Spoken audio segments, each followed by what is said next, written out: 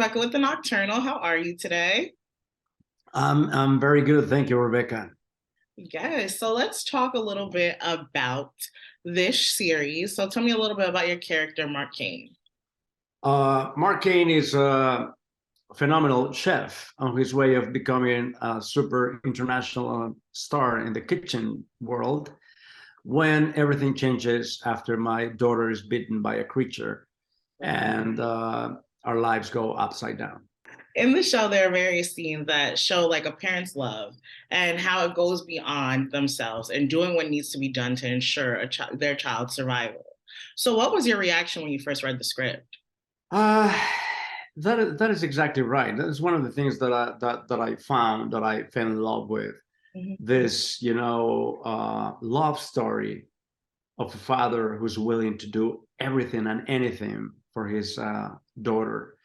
And if you take a look at the rest of the subplots and the rest of the characters, everything has to do with love. And everything that the characters do is for the love, for the families. And, we always try to keep our family members safe and healthy. So it is love what moves us. Um, and there's not a more powerful love than the love of a father Mm. for his kids, the love of parents for their kids. Mhm. Um, and also, being a big fan of the film, I I was very, greatly surprised that Andrew Hinderecker had turned those 2 hours into 10 phenomenal hours of, different new subplots and layers and new characters that only enriched the story. And one thing I love about shows that come from like were inspired by a movie is that there's times when you're watching a movie, you're like, I just wish I had more of that scene or I had more time to see that character. And I think with this series, you're able to see how each character develops throughout the series, throughout the 10 episodes. Yeah, absolutely. That's one of the things that is getting us so much, attention. Mhm. Uh, we made a promise on episode one that if you stay with us for the next 10 episodes, for the next 9 episodes, we will, deliver what we promised, which is, a deep, deep, powerful drama, uh, incredibly well acted, and we will reveal uh, the small little um, parts of the story that we put in your hands on episode one. Mhm. So that is exactly what's been happening. And now on episode seven, which is coming out this weekend, is when everything gets clear and everything, all the promises are fulfilled. And and then you understand exactly where these characters are coming from and everything that has been happening to them. When I watched episode 7, it offered me a better understanding of what pushes each character, what like the origin story of everything that happens, how people became the way that they became. And episode 7 definitely helped clear that up. That's very true. Yeah, absolutely. And from that point on, let's put it this way: episode seven puts our uh, space rocket right on the platform and is ready to boom take off. And that Yes. is exactly what's going to happen episode 8, 9, and 10. Oh, buckle up. Oh, I'm excited. I'm excited. And as we mentioned, the series was inspired by a Swedish film and novel. Yeah. So, did knowing this help bring any additional insight into your character? Uh, I being a big fan of the film, I didn't want that to influence anything at all into this new adaptation because we're talking about many new different things. So to me, it's that makes this a different entity, and and I think we still get, the original spirit of the film and the novel. And as Andrew says, I think it's a love letter to the original film. And I would love to hear what they think. If they actually see this adaptation, I would love to hear from the author, from the writer, and the cast. What they think about our version, our adaptation. It'll be interesting to hear that, because I think it honors their work too. And I had read an article where you described the series as Shakespeare. So can you describe to me that comparison?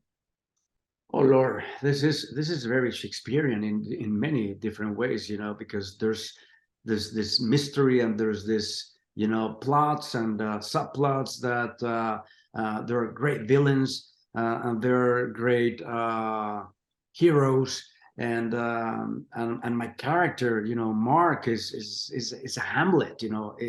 It's everything that Hamlet represents. It's Hamlet meets Richard III. It's like they're both there. And also, King Lear, if you look closely, there's a little bit of all that, and there's a little bit of much ado about nothing almost. There's some small little flirtings, toward a lighter side of the story, that without saying that it's a comic relief, because there's none. There's this light side of it, courtesy of Anika and Ian, Naomi and Isaiah. I think they together, alongside Madison, who plays Eleanor, they bring that lightness into it, and also Kevin, Kevin, who plays Zeke. They bring that nice, light-spirited type of new element. And the dynamic between your character and Madison, it came across very genuine and authentic. So what was it like working together on the show? I'm glad to hear that, because that's precisely what we wanted, and I think we achieved that. But it happened naturally, because it's always very difficult to have kids on set. One, because they're, naturally new to the business, and it requires a lot from any adult, let alone a child, let alone the children that we have. Ian and Madison made the whole thing very easy, because they're not only multi-talented, but very professional, and we couldn't achieve that. We couldn't have achieved that if it weren't for their professionalism, and also everybody understands that they need to be well taken care of, and that was a must during the entire production. And it happened naturally. We had this connection that has been there ever since we began shooting, and it has been growing and growing into a wonderful relationship. Definitely. And it translates well on screen. So Yeah, right. That's what I think. That's what I think, because I think it comes from trust. I wanted to make sure that she trusted me, Demián, as an actor, in order for Eleanor to trust Mark, to trust her father. It was based on that. And I have to say, I have the same trust in her. We cover each other's back, and we were there for each other and for everybody else. Not only the rest of the cast, which is one of the best casts that I've ever had the honor to work with, but with our crew and everybody who made possible the entire shooting. It is a big, huge family, and everyone plays a key role in it. We all rely on each other, we all take care of each other, and we all make sure that everyone's fine to perform their best.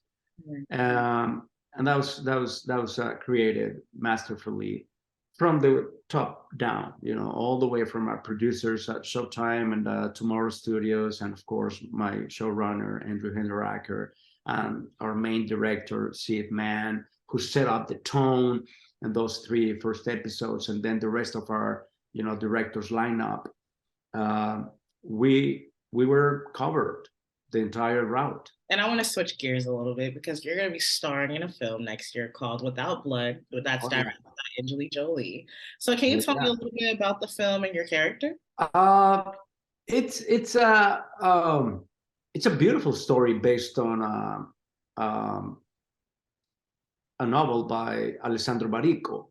Alessandro Baricco is a well-known Italian writer, Italian novelist, famous for short stories, beautiful short stories. He wrote Novecento and Silk, and now Without Blood. It's a very powerful material. It's a very powerful story in a beautiful adaptation by Angelina. Uh, it's about war and what happens after the war, not only during the war, but after the war, how we find redemption and how we heal and how we deal with that traumatic experience, which is, fighting. Mm. Uh, and I've always been a big fan of Angelina's work as an actor. And then, her work as a director is so powerful and so real, and also at the same time so brave, because she never plays it safe. She never plays it safe. If you take a look at her, films as a director, there's always a big risk, and she always takes, she loves being on the margin of the hill of a cliff, and she's never afraid of falling, because she knows that if she falls, she will not fall, like on a free fall. She will fly. If by any reason she goes on the other side of the cliff, she will be flying. So she will land on her feet. That's the type of human being she is. And my last question is there any other projects outside of these two movies that you have going on? Yeah, there are many different projects. I'm touring the world with my album. It will be a phenomenal tour. This is the best album in the history of albums. Is the only great album without a Grammy.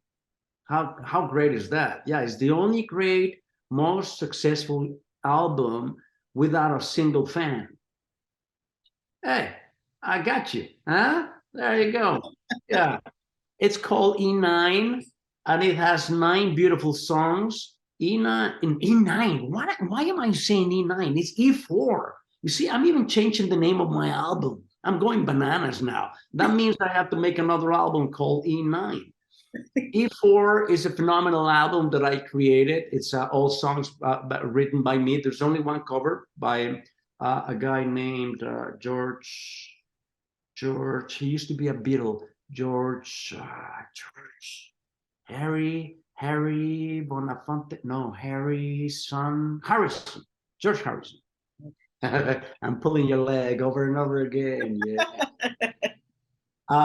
Yeah, it's a song that I love. It's called "Why My Guitar Gently Weeps," and then there's another song that I wrote alongside a dear friend of mine who passed away, and the rest of the songs are mine, music and lyrics, and it's 9 songs altogether, made by moi, only me. Only Paul McCartney may have made that, exercise, and he did okay, but mine is superior. Sorry, Paul. Better luck next time. Yeah. So I'm touring the world. No one will come and see me, but hey, who cares, right? And then after that, I'm opening a film that I directed.